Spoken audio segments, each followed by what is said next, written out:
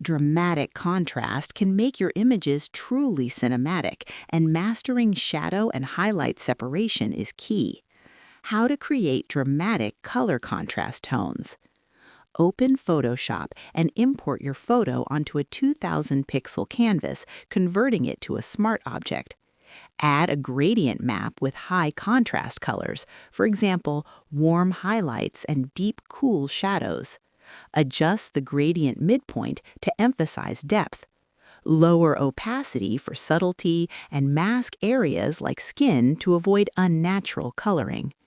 Add a curves layer to increase tonal separation and enhance highlights and shadows. Apply selective color adjustments for vibrancy and check the overall